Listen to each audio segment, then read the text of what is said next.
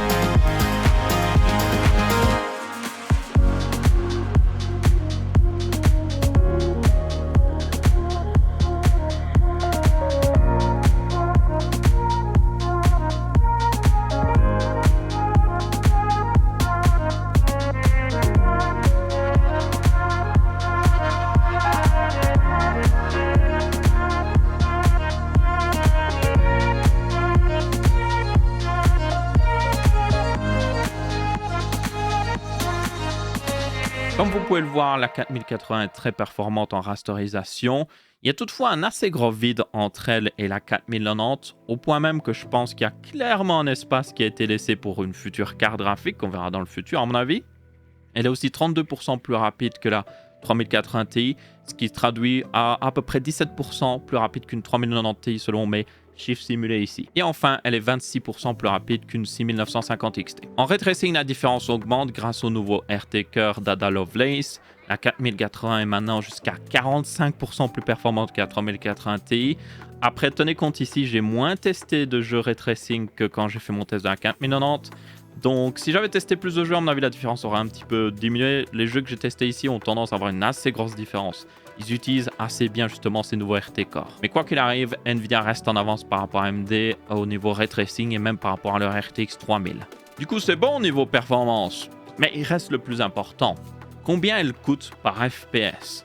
J'ai donc repris le prix le plus bas de ces GPU pour faire un graphique qui montre combien coûte un FPS en moyenne dans les 9 jeux en rasterisation. Comme vous pouvez le voir, la 4080 est en réalité plus intéressante d'un point de vue euro par FPS que la 4090. Toutefois, la RX 6950 XT fait bien mieux encore. La 3090 Ti, même à un prix plus bas de 1329 €, reste inintéressante selon même mes chiffres simulés. La 3080 Ti, elle, est introuvable. J'ai mis ici son dernier prix pour la fin de édition qui avait été publié, mais depuis, honnêtement, vous ne pouvez pas vraiment la trouver et tous les modèles custom coûtent beaucoup plus cher. Donc, en réalité, son prix par FPS devrait être pire. Du coup, Nvidia a donc bien équilibré le prix pour rester logique face à leur propre offre.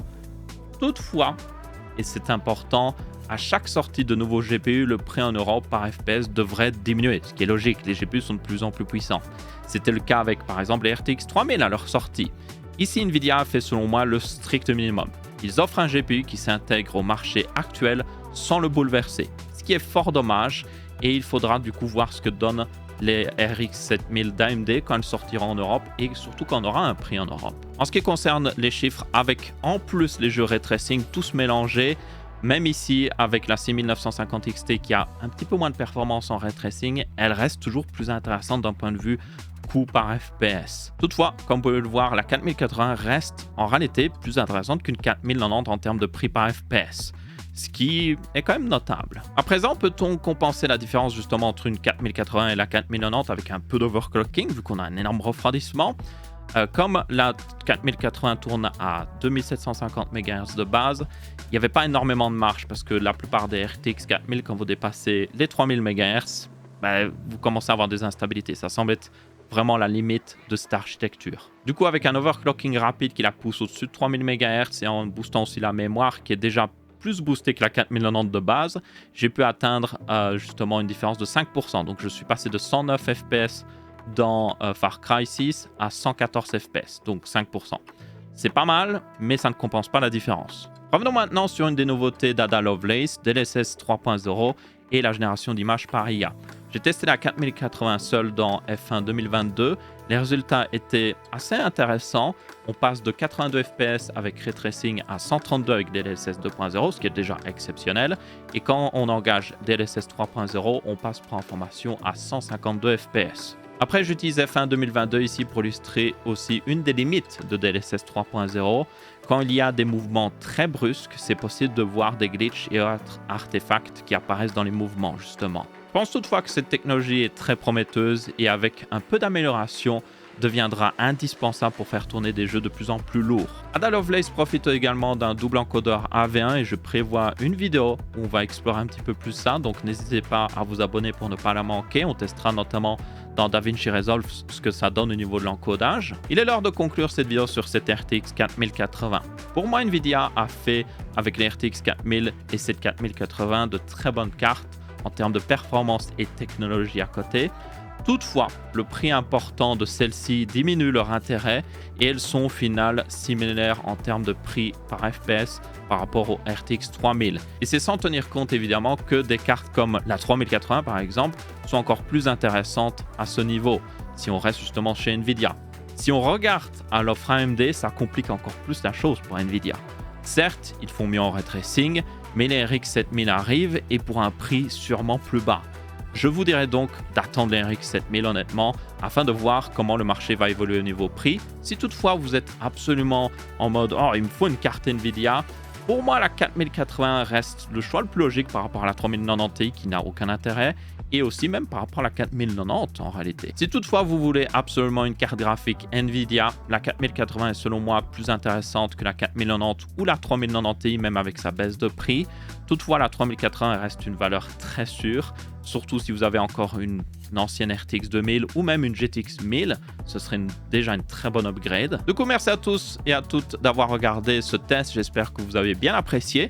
N'hésitez pas à laisser votre avis, que ce soit en pouce bleu, pouce rouge ou en commentaire. On se retrouvera pour une prochaine vidéo et je vous dis ciao ciao.